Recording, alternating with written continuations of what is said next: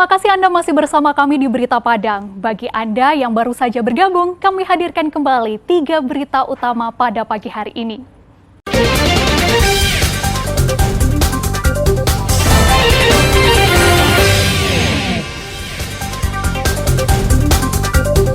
Berselang 4 hari setelah kejadian, pelaku perampokan petani di Solo diringkus polisi.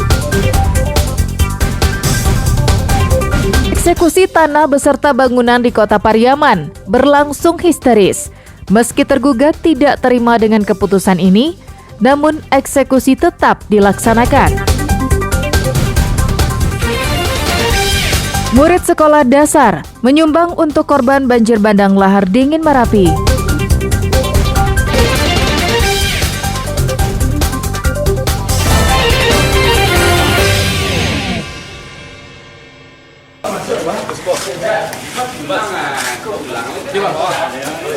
Berselang 4 hari setelah kejadian, aparat kepolisian dari jajaran Reskrim Polres Solo Kota bersama aparat dari Polsek Bukit Sundi menangkap pelaku perampokan yang menimpa seorang perempuan yang bekerja sebagai pengupas bawang di daerah Alahan Panjang. Mereka adalah Romi Sofiandi dan Rizky Afrizal. Ditangkap di kediamannya di daerah Lembang Jaya. Dari tangan pelaku, polisi menyita senjata tajam, uang hasil penjualan emas, telepon genggam korban, sebuah mobil yang digunakan oleh pelaku. Menurut Kapolres Solo, Ahmad Fadilan, kedua pelaku ditangkap di hari yang sama. Salah seorang dari mereka ditembak polisi karena melawan saat ditangkap. Sedangkan yang satunya menyerahkan diri ke kantor polisi karena mendengar kabar rekannya ditembak polisi. 4 hari ya setelah kejadian, yaitu pada hari Senin tanggal 20 Mei 2024 kemarin, tim kita berhasil menangkap kedua pelaku. Seperti diberitakan, seorang petani dirampok dan dibekap sekelompok orang tak dikenal. Setelah itu dinaikkan ke mobil bak terbuka. Di mobil itu, harta korban dilucuti dan dibuang ke pinggir jalan. Akibat kejadian itu, korban mengalami trauma berat. Dari Solo, Garnadi melaporkan.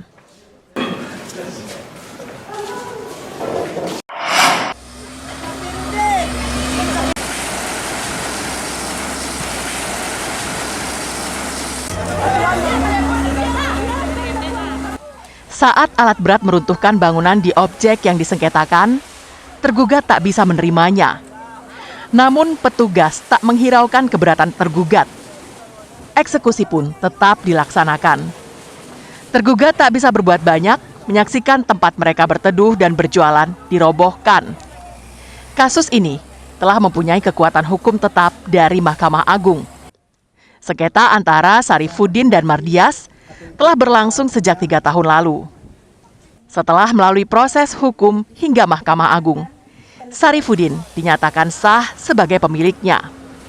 Objek yang disengketakan adalah sebidang tanah yang merupakan pusako tinggi, yakni warisan yang diturunkan dari kaum atau suku. Tergugat dianggap tidak mempunyai hak lagi karena telah berpindah suku. Mengenai pusako tinggi antara pihak Sarifudin suku Mandailing dengan Mardias awalnya memang bersuku Mandailing, kemudian kata ibarat pepatah Minang, tabang mencakam tanggap suku, mengambil istilahnya suku lain untuk itu suku Panyalai. Akhirnya dia kembali lagi ke objek karena tanah ini adalah merupakan tanah suku Mandailing. Sedangkan menurut tergugat, lahan yang disengketakan itu merupakan hak kaumnya karena tanah milik penggugat yang letaknya di seberang jalan telah dijual. Satu anting 2, anaknya 2. Yang ngandung yang satu lagi itu di sebelah sana, Pak. Boleh diambil ke sana, kameranya nggak apa-apa. Yang sebelah sini kandung saya. Jadi kebetulan orang ini yang hak dia itu udah dijual semua. Tinggal hak mama saya di sini.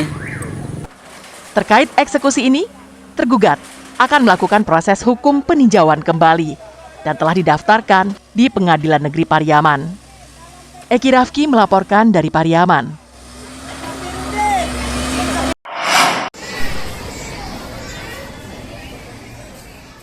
Sebagai bentuk keprihatinan dan rasa empati kepada korban bencana banjir lahar dingin Marapi, Dinas Pendidikan Padang mengeluarkan edaran untuk setiap sekolah agar memberikan bantuan baik berupa uang maupun pakaian layak pakai.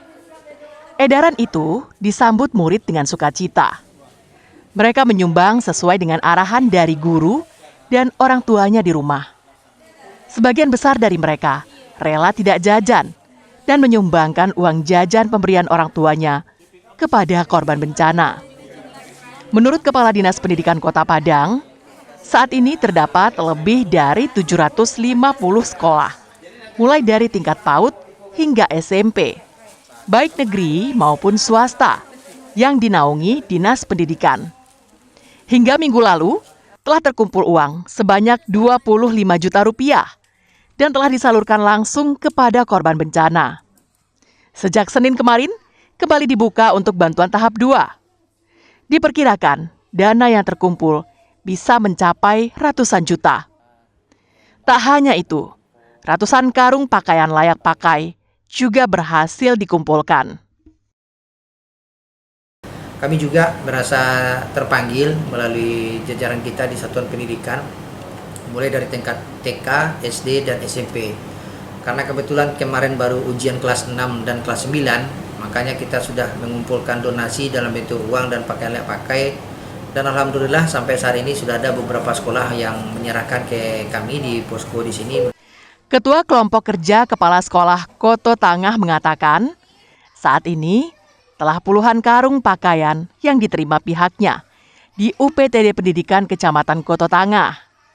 Ia memprediksi bisa mengumpulkan uang tunai sekitar 8 juta rupiah yang berasal dari 60 sekolah dasar di Kecamatan Koto Tangah yang akan memberikan dukungan untuk para korban bencana. Ini berdasarkan edaran dari Dinas Pendidikan Kota Padang dalam rangka menyikapi kondisi Sumatera Barat yang akhir-akhir ini ditimpa musibah bencana alam. Maka yang kami kumpulkan ini ada 2 macam, Pak. Yang pertama dalam bentuk uang, kemudian dalam bentuk benda seperti pakaian bekas yang layak pakai. Untuk pengumpulan bantuan tahap 2 akan ditutup pada Rabu sore. Dan hari ini akan disalurkan kepada pihak yang berhak menerimanya. Robiham melaporkan dari Padang.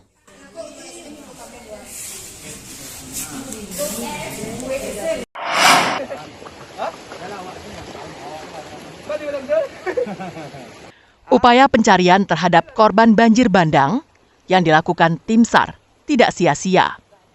Rabu siang, seorang korban yang bernama Sahar ditemukan tim SAR di aliran sungai di Jorong Talua, Nagari Kubang Putiah, Kecamatan Banuhampu, dalam kondisi meninggal dunia. Mayat korban tersangkut di sebuah lubuk di pinggir sungai.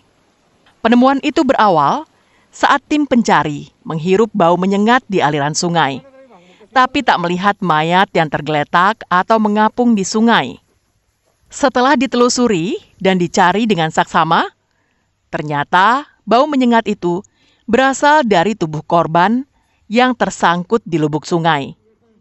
Dengan susah payah, korban berhasil dikeluarkan dari lubuk dan dievakuasi ke Rumah Sakit Ahmad Muhtar di Bukit Tinggi.